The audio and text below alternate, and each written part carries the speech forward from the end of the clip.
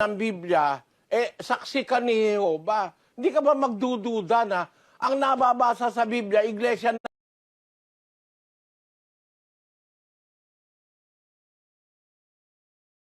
nyo na si Charles Taze Russell? Siguro, no?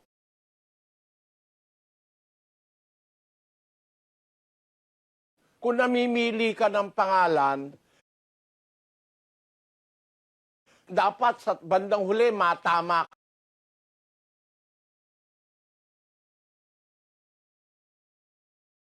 Basahin natin sa Kawikaan. Ito po ang salita ng Diyos, 22:1.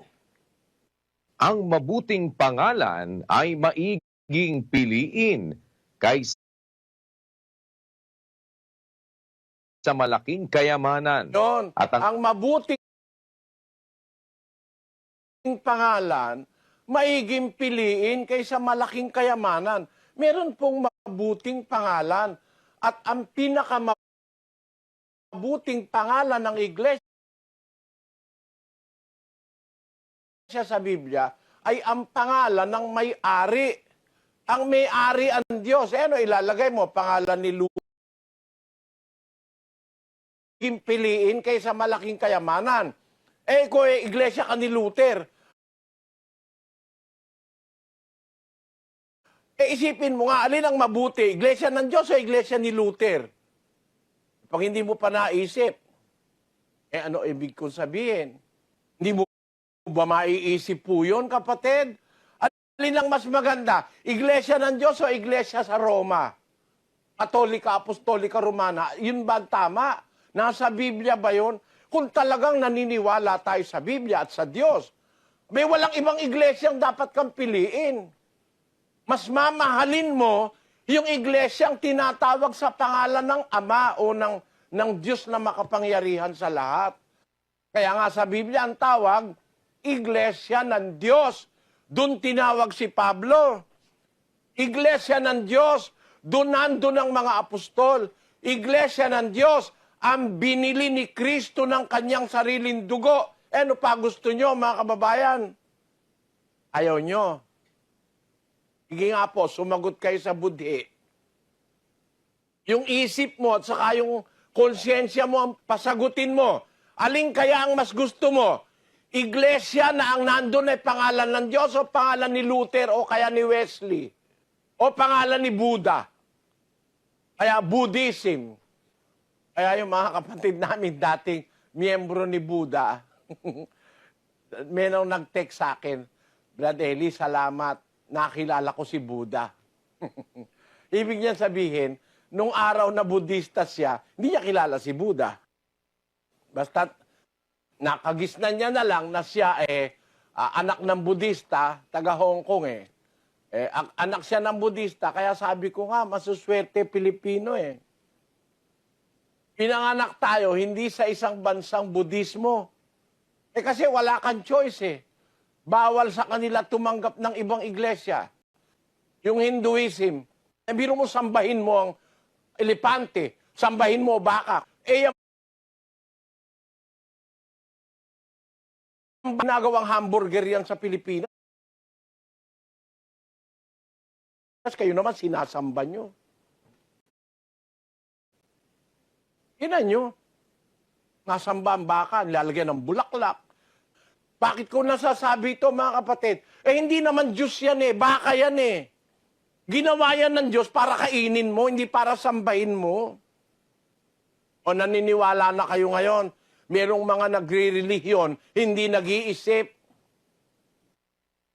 Nasa ilalim nga ng kapangyarihan ng tao yung baka Di ba? Pag-isip po kayo, mga kababayan, sino makapangyarihan? Tao o baka? Hindi ba ang tao?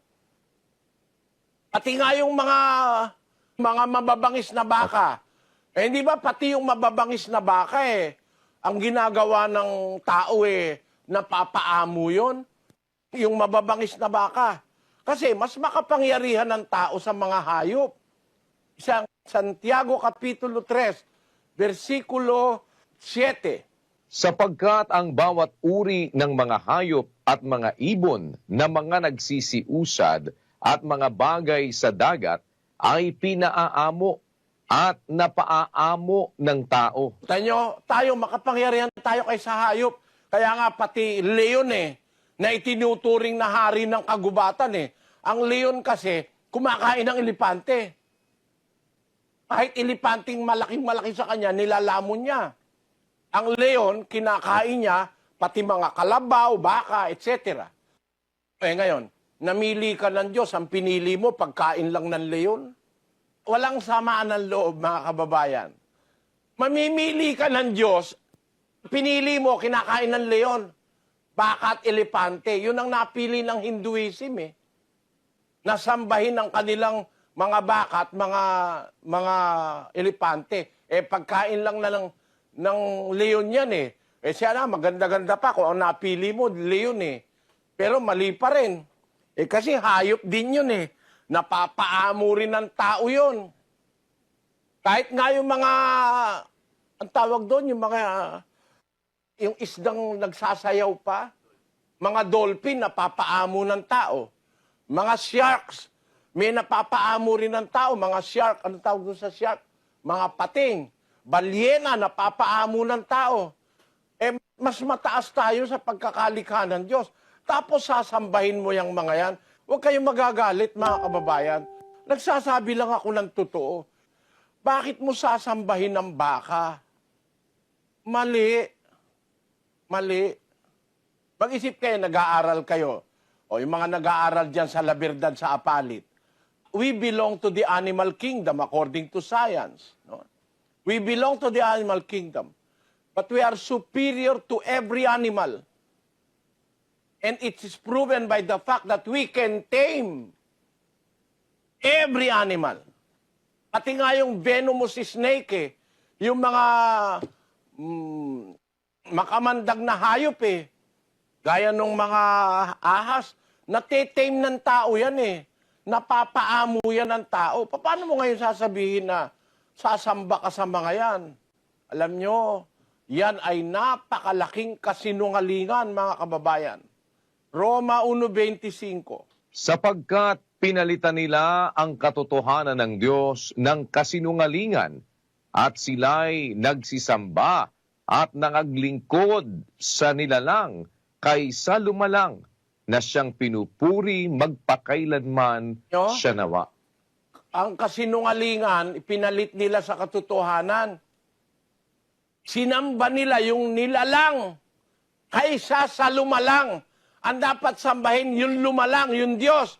Hindi yung nilalang, kagaya ng baka, elepante na sinasamba ng mga Hindu. Ngayon, Budista ka, hindi ka ba mahihiya sa Diyos? Natutuwa nga yung isang kapatid sa Singapore Sabi niya, Brother Eli, nung una galit ako sa'yo, ngayon tuwa na ako. Sabi niya. Gusto ko nga kitang yakapin sabi niya. Bakit ka ako? Dahil sa'yo nakilala ko si Buddha. Nung araw daw, dadaan lang siya sa tapat ni Buddha, yumuyuko pa siya. Sabihin mo ba ngayon, totoo yan? Kaya mga kapatid, mag-isip lang tayo. Huwag lang kayong magagalit, mga kapatid. Mag-isip ka po, kapatid. Basahin uli natin ang 22:1, kapatid na Daniel.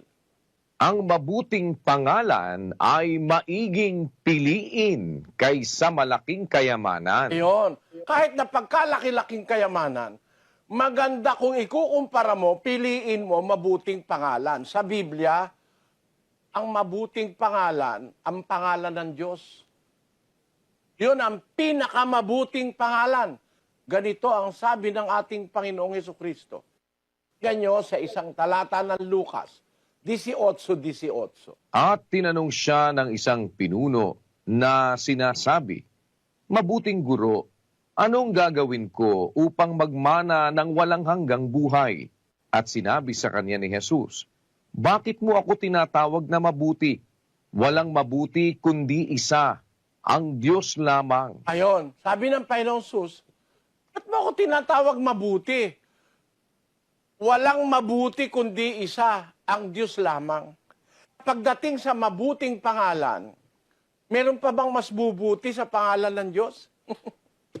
Kaya nga ang nilagay sa Biblia, Iglesia ng Diyos Mag-isip kayo mga kababayang, iglesia ni Aglipay, iglesia ni Wesley, iglesia ni Lutero, mag-isip po kayo. O iglesia ng taga-Roma, o kaya iglesia ng taga-England. Kasi nag-away ang Roma at saka ang England. Mula noon,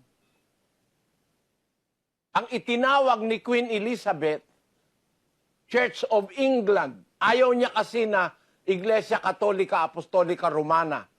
Ang pagkakilala ni Queen Elizabeth, mas malaki ang kanyang kaharian kasi ang United Kingdom mas malaki nung una eh. Napakarami niyang nasasakupan eh. Ang ginagawa ng Roma, sinosolo ang ang karangalan. Kaya nilagay, Iglesia Katolika Apostolika Romana. Ang pinakamataas daw na obispo, yung nasa Roma, hindi pumayag si Queen Elizabeth. Ang ginawa niya, humiwalay siya sa Iglesia Katolika, tinawag niya, hindi Katolika Apostolika Romana, kundi tinawag niya Church of England. Yan po. Kaya maraming issue pagdating dyan sa pangalan eh. Hindi naman tayo dapat magkagakagalit. Hindi naman kayo dapat magalit sa akin. Pakuha mo yung Biblia Katoliko, Sis Luz. Opo. Ito po yung pinirmahan ni Cardinal Rufino. Ito po, Brad Eli. Bisita ang puntahan mo. Buksan mo yung Biblia sa Gawa 20:28. Bibliang Katoliko yan, Ginawa ng mga pare. May pirma ni Rufino Cardinal Santos. May nihil obstat ni Mario Baltasar. May imprimatur ni Rufino Cardinal Santos. Yang Biblia na yan. Punta ka sa isang kapatid na Katoliko at ipabasa mo lang sa kanya ang Gawa 20:28. Sis Luz. Opo, sige po. Sino bisita po dito ang Katoliko? Ikaw, Katoliko ka ba? Sige. Ikaw, basahin mo to. Yan, yung may check. Dahan-dahan lang, kapatid. Ingatan ninyo ang inyong sarili at ang buong kawan na pinaglagyan sa inyo ng Espiritu Santo bilang mga tagapamahala upang pamahalaan ang Iglesia ng Diyos na kanyang tinubos ng sarili niyang dugo. Nakita nyo, mga kababayan, ang bumasa siya, Katoliko siya, hindi siya membro ng iglesia, ang binabasa niya, Bibliang Katoliko. Ano ang nabasa niya? Iglesia ng Diyos na kanyang tinubos ng sarili niyang dugo. Maraming salamat sa iyo, Iha. At pagpalaing ka nawa ng Panginoon sa tulong mong ginawa sa akin ngayon. Nakita nyo, mga kapatid, kung meron pa kayong Biblia dyan, protestante ka, ikaw ay Sabadista, tignan nyo ang Gawa 20:28. Alin ba iglesia ang sinasabi? Iglesia ng Diyos. Alin ang mas mabuting pangalan? Iglesia ng Diyos o Iglesia ni Luteriana? Sagutin nyo nga po ako. Alin ang mabuti? Yung nasa Biblia nyo. Kahit saan Biblia, yan ang mababasa mo. Alin ang mabuti? Mabuting pangalan? Iglesia ng Diyos o Iglesia Luteriana? Ang pasagutin nyo, ang isip nyo at puso, ang konsyensya. Alin ang mabuti? Church of England o Church of God?